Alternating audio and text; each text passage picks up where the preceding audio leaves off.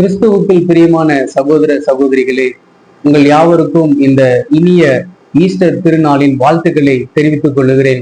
ஆம், இந்த நாள் நம்முடைய ஆண்டவராகிய இரட்சகர் இயேசு கிறிஸ்து உயிர்த்தெழுந்த நாளாய் இருக்கிறது. உங்களுக்கு வாழ்த்துக்களை தெரிவித்துக் கொள்கிறேன். இப்பொழுதும் வேதத்திலிருந்து ஒரு வசனத்தை நாம் தியானிக்கலாம். மத்தேயு எழுதின சுவிசேஷம் 28ஆம் அதிகாரம் 6வது வசனம். அவர் இங்கே இல்லை, தாம் சொன்னபடியே உயிர்த்தெழுந்தார். ஆங்கிலத்துல இப்படியாக இந்த வசனம் எழுதப்பட்டிருக்கிறது. He is not here, he has risen. ஆம், அவர் இங்கே இல்லை, தாம் சொன்னபடியே அவர் உயிர்த்தெழுந்தார்.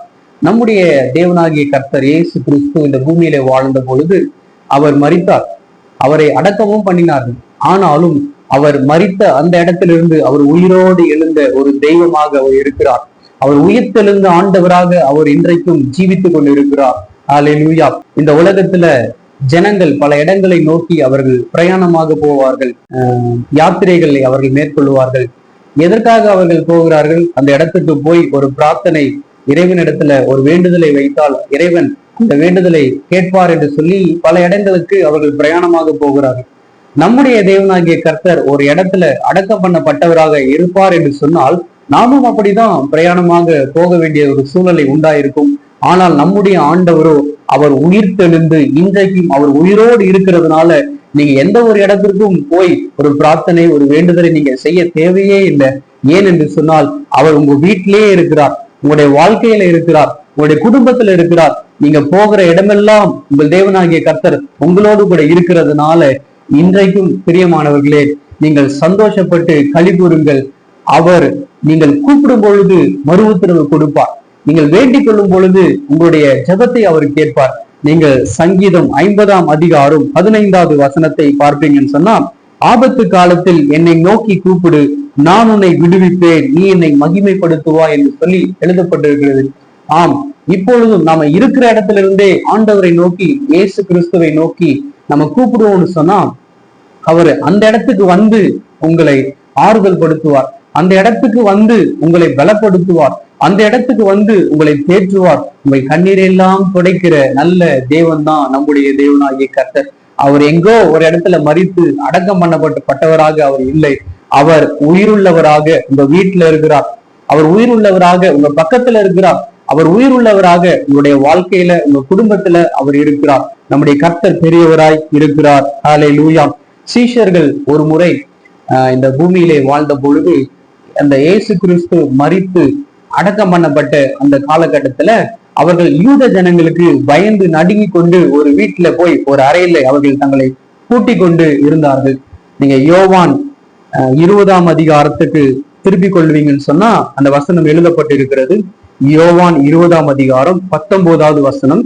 வாரத்தின் முதல் நாளாகிய அன்றைய தினம் சாயங்கால வேளையிலே சீஷர்கள் கூடியிருந்த இடத்தில் யூதர்களுக்கு பயந்ததினால் கதவுகள் பூட்டி இருக்கையில் இயேசு வந்து நடுவே நின்று உங்களுக்கு சமாதானம் என்றார். சீஷர்கள் போய் பயந்து நடுங்கி கொண்டு ஒரு அறையில ஒரு வீட்டுக்குள்ள போய் தங்களை பூட்டி கொண்டு அவங்க இருக்கிறாங்க. ரொம்ப பயந்து கொண்டு இருக்கிறாங்க, கலங்கி கொண்டு இருக்கிறாங்க, என்ன செய்வதுன்னு தெரியல. அப்பேற்பட்ட ஒரு சூழ்நிலையில சீஷர்கள் இருக்கிறார்கள். இன்றைக்கும் ஒருவேளை நீங்களும் அதே மாதிரியான ஒரு சூழ்நிலையில காணப்படலாம். என்ன செய்வதுன்னு சொல்லி தெரியல, அடுத்தது என்ன நடக்கும்னு சொல்லி புரியல, வாழ்க்கை எப்படி இருக்கும்னு சொல்லி தெரியல, எதிர்காலம் என்னமா இருக்கும்னு சொல்லி புரியல. நம்முடைய பிள்ளைகளுடைய வாழ்க்கையை நினைச்சாலே அப்படியே ஒரு கலக்கம், ஒரு பயம், ஒரு திகில் நம்முடைய மனசுல இருக்கிறது அல்லவா? நம்முடைய வேலை, நாம செய்கிற தொழில், வியாபாரம், இப்பொழுது உலகத்துல காணப்படுகிற சூழ்நிலைகள் எல்லாம் எதிர்மறையாய் காணப்படுகிறது. இதையெல்லாம் அப்படியே பார்த்தா ஒரு பயம், ஒரு திகில், ஒரு மனக்கலக்கம் ஏற்படுகிறது. இப்ப நம்ம வீட்டிலேயே போய் சில நேரத்துல முடங்கி கொண்டு ஒரு இடத்துல அப்படியே உட்கார்ந்து அழுது கொண்டு புலம்பிக் கொண்டு மனசுல சஞ்சலத்தோடு துயரத்தோடு நம்ம எதையாகிலும் யோசித்து கொண்டு கூட நம்ம இருக்கலாம். அப்பேற்பட்ட ஒரு சூழல் நம்முடைய வாழ்க்கையில காணப்படும். ஆனால் நான் உங்களுக்கு சொல்லுகிறேன், நம்முடைய ஆண்டவர் மரித்து அடக்கம் பண்ணப்பட்ட ஒரு தேவன் அல்ல, அவர் உயிர் உள்ளவராய் இருக்கிறார். நீங்க எந்த இடத்துல இருக்கிறீங்க, உங்க வீட்டுக்கு அவர் வருவார். உங்களுடைய அறையில நீங்க உங்களை கூட்டிக் கொண்டு நீங்க துக்கத்தோடு காணப்படுகிறீங்களா, நீங்க இருக்கிற இடத்துல இயேசு உள்ளே வருவார், உங்களுக்கு சமாதானம் என்று சொல்லுவார், உங்க கண்ணீரை துடைப்பார், உங்களுடைய வாழ்க்கையின் மேல் அவருடைய கரம் ஆளுகை செய்யும், அவருடைய கரம் உங்களுடைய பிள்ளைகளுடைய வாழ்க்கையின் மேல் ஆளுகை செய்யும். அற்புதத்தை அவர் உங்களுக்காக செய்வார். நீங்க பாருங்க, இந்த பூட்டி இருந்த சீஷர்கள் தங்களை தாங்களே ஒரு அறைக்குள்ளே வைத்து பூட்டி பயந்து கொண்டிருந்தாங்க. இயேசு அந்த அறைக்குள்ளே வந்தார். அவருடைய பிரசன்னம் கடந்து வந்தது. எல்லா பயங்களும் மறைந்து போனது. எல்லா கலக்கங்களும் நீங்கி போனது. மனசுக்குள்ளே ஒரு தெய்வீக சமாதானம் உண்டானது. ஒரு புத்தி கெட்டாத தேவ சமாதானம் சீஷர்களே அன்றைக்கு நிரப்பினது. அதே தேவ சமாதானம் இன்றைக்கும் இதை கேட்டுக்கொண்டிருக்கிற உங்கள் மேல் இப்பொழுதே இறங்கி வருகிறது. நீங்க இருக்கிற இடத்துல, உங்க வீட்டுல, உங்கள் உள் அறையில, நீங்க இருக்கிற இடத்துல ஒரு தெய்வீக சமாதானம் இறங்கி வருகிறது. உங்களுடைய கவலைகள், கண்ணீர், பாரங்கள் எல்லாம் அந்த சமாதானம் நீக்கி போட்டு உங்களுடைய உள்ளத்தை அவர் ஆசீர்வதிக்கும்படிக்கு விரும்புகிறார். பிரியமானவர்களே, சோர்ந்து போகாதிருங்க, கவலைப்படாதிருங்க. நம்முடைய இரட்சகர் உயிர் தெழுந்து உயிரோடு அவர் இன்றைக்கும் ஜீவிக்கிறவராய் அவர் இருக்கிறார். நீங்கள் யோவான் 6ஆம் அதிகாரத்துக்கு திருப்பிக் கொள்ளுங்க. அங்கே ஒரு சம்பவம் ரொம்ப அழகா எழுதப்பட்டிருக்கிறது. யோவான் 6ஆம் அதிகாரம் 16வது வசனத்துல நீங்க பார்த்தீங்கன்னு சொன்னா, சாயங்காலமான போது அவருடைய சீஷர்கள் கடற்கரைக்கு போய் படவில் ஏறி கடலில் அக்கறையில் உள்ள கப்பர்நகூமுக்கு நேராய் போனார்கள். இந்த சீஷர்கள் படகுல ஏறி பிரயாணமாக பட்டணத்துக்கு அவர்கள் போகிறார்கள். போய்கொண்டிருக்கிற இந்த வழியில ஒரு பெரிய கடல் கொந்தளிப்பு, ஒரு புயல் காற்று வீசுகிறது. அவருடைய உள்ளம் கலக்கம் அடைகிறது. என்ன செய்வதென்றே ஒன்றுமே புரியல சீஷர்களுக்கு. இருட்டு சமயம், நடுராத்திரி, அந்த மாதிரியான ஒரு சூழ்நிலை. என்ன முடிவுகள் எடுக்கலாம், எப்படி நாம தப்பித்துக் கொள்வது, அடுத்தது என்ன செய்வது, ஒண்ணுமே அவங்களுக்கு புரியவே இல்லை. யோவான் 6ஆம் அதிகாரம் 19வது வசனத்தை பார்ப்பீங்கன்னு சொன்னா, அவர்கள் ஏறக்குறைய 3-4 மைல் தூரம் கண்டு வலித்து போன பொழுது இயேசு கடலின் மேல் நடந்து வருகிறதை அவர்கள் பார்த்தார்கள். பிரியமானவர்களே, ஆம், நாம் போய்கொண்டிருக்கிற அந்த சூழ்நிலை ஒரு இக்கட்டான ஒரு சூழ்நிலையா இருக்கும். ஒரு என்ன செய்வதுனே தெரியாத ஒரு சூழ்நிலையா காணப்படும். ஆனாலும் கூட நீங்கள் இருக்கிற இடத்துல உங்களை தேடி வருகிறவர் தான் நம்முடைய உயிர்த்தெழுந்த ஆண்டவர். உயிர்த்தெழுந்த ஆண்டவர் ஒரு ஆபத்து, என்னுடைய பிள்ளைகளுக்கு ஒரு ஆபத்து, என்னுடைய பிள்ளைகள் அடுத்து என்ன செய்ய வேண்டும் என்று சொல்லி புரியவில்லை, அப்படியே தங்களுடைய உள்ளத்துல மனசுல கலங்கி கொண்டு காணப்படுகிறார்கள் என்று சொல்லி பார்த்துட்டு போகிற ஆண்டவர் அல்ல.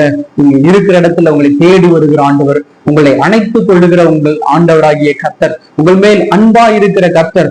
சீஷர்கள் இந்த இக்கட்டான ஒரு சூழ்நிலையில் தவித்துக் கொண்டிருந்த பொழுது கர்த்தர் கடல் மேல் நடந்து வந்தார்.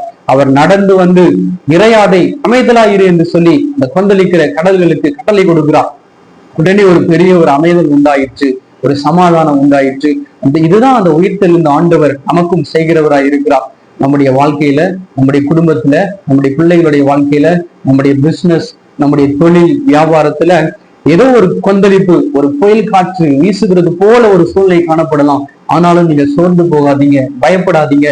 இயேசு கிறிஸ்து உங்களுக்கு துணையா இருப்பார், உங்களை ஆதரிப்பார். உங்களை எங்கே கொண்டு போய் சேர்க்க வேண்டுமோ அங்கே கொண்டு போய் அவர் சேர்ப்பார். நாம் இருக்கிற இடத்துல அப்படியே கண்களை மூடி நாம ஜெபிக்கலாம்.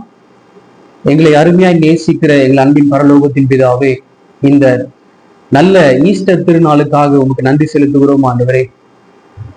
நான் மரித்தேன், ஆனாலும் இதோ சதா காலமும் நான் உயிரோடு இருக்கிறேன் என்று சொன்ன கர்த்தர், அவர் இங்கே இல்லை, அவர் உயிர் தெழுந்தார் என்று உங்களுடைய வசனம் ரொம்ப அழகா எழுதப்பட்டிருக்கிறது. இப்பொழுதும் ஆண்டவரே, இதை கேட்டுக் கொண்டிருக்கிற ஒவ்வொருவருக்கும் ஆண்டவரே, கர்த்தர் ஆண்டவரே, உயிர் தெழுந்த ஆண்டவர் என்று சொல்லி நீர் ஆண்டவரே அவங்க இருக்கிற இடத்துல போய் கர்த்தர் அவர்களை தேற்றுவீராக. ஏதோ ஒரு காரணத்துக்காக அவங்க சோர்ந்து போய் அவங்களுடைய உள்ளம் ஒரு ஏக்கத்தோடு, ஒரு பாரத்தோடு, ஒரு கண்ணீரோடு அவர்கள் காணப்படலாம். ஆனாலும் உயிர் தெழுந்த ஆண்டவர் அவங்க இருக்கிற அந்த வீட்டுக்குள்ளே, அவங்க இருக்கிற அந்த சூழ்நிலையிலே நீர் வருகிறவராய் இருக்கிறீர். இந்த கரத்தை அவர்கள் மேல் வைப்பீராக, அவர்களை அணைத்துக் கொள்ளுவீராகப்பா, அணைத்துக் கொள்ளுவீராக. ஒருவேளை அவர்கள் தனித்து விடப்பட்டு, எனக்கு இந்த உலகத்துல யாருமே என் மேல் அன்பு செலுத்த தயாராக இல்லை, எல்லாரும் என் மேல் கோபப்படுகிறார்கள் என்று சொல்லி ஒரு அன்புக்காக அவங்க ஏங்கிக் கொண்டே இருக்கலாம். தேவனாகிய கர்த்தர் அன்புள்ள தேவனாய் இருக்கிறீரப்பா. அவங்க இருக்கிற இடத்துல நீங்க போய் அவங்க உங்களுடைய கரத்தை அவர்கள் மேல் வைத்து, நான் உன்னை நேசிக்கிறேன், நீ பயப்படாதே, நீ திகையாதே என்று சொல்லுகிற கர்த்தர். ஹல்லேலூயா. ஒவ்வொருவரையும் அணைத்துக் கொள்ளுவீராகப்பா, ஒவ்வொருவரையும் தேற்றுவீராகப்பா. உடைய உயிர் தெழுந்த வல்லமை ஒவ்வொருவரையும் நிரப்புவதாகப்பா. அவங்க உடைந்து போயிருக்கிற உள்ளங்களை உடைய உயிர் தெழுந்த வல்லமை இப்பொழுது ஆண்டவரே பலப்படுத்துவதாக. தோய்ந்து போய் சோர்வோடு இருக்கிற ஒவ்வொருவர் மேலும் ஆண்டவரே உடைய உயிர் தெழுந்த வல்லமை இறங்குவதாக ஆண்டவரே அவரை பலப்படுத்துவீராக. அவங்க எதிர்காலத்தை நினைத்து, பிள்ளைகளுடைய வாழ்க்கையை நினைத்து கலங்கி கொண்டிருக்கிறார்கள். கர்த்தர் ஆண்டவரே அவருக்கு ஒரு நல்ல எதிர்காலத்தை வைத்திருப்பதற்காக உங்களுக்கு நன்றி செலுத்துகிறோம் அப்பா. ஆசீர்வாதமான எதிர்காலத்தை நீங்க அவங்க பிள்ளைகளுக்கு வைத்திருப்பதற்காக நன்றி செலுத்துகிறோம் ஆண்டவரே. ஆமாண்டவரே, நீர் மரித்து அடக்கம் பண்ணப்பட்ட ஒரு தெய்வமாக இல்லாமல் நீர் மரித்து உயிர் தெழுந்து இப்பொழுதும் ஜீவனுள்ளவராய் நீர் இருக்கிறீர் ஆண்டவரே. அவர்கள் உண்மை நோக்கி கூப்பிடும் பொழுது அந்த இடத்திற்கே நீர் வந்து நீ உங்களுக்கு சமாதானம் என்று சொல்லுகிற கர்த்தர், அந்த இடத்திற்கே நீ வந்து ஆண்டவரே அவர்களை ஆற்றி தேற்றுகிற கர்த்தர். வேற ஒரு இடத்திற்கு அவர்கள் உண்மை நோக்கி பார்க்கும்படிக்கு வர வேண்டிய அவசியம் இல்லை. நீரே ஆண்டவரே அவர்களுக்கு ஆறுதல் செய்கிற கர்த்தராய் இருக்கிறீர். நீரே அவர்களை தேற்றுகிற தெய்வமாய் இருக்கிறீர் ஆண்டவரே. ஒவ்வொருவரையும் ஆசீர்வதிப்பீராக, பலப்படுத்துவீராக ஆண்டவரே. இயேசுவின் நாமத்தில் ஜெபிக்கிறோம் பிதாவே, ஆமென், ஆமென். பிரியமானவர்களே, கர்த்தர் உங்களோடு கூட இருப்பாராக. கர்த்தர் உங்களை ஆசீர்வதிப்பாராக. ஆமென்.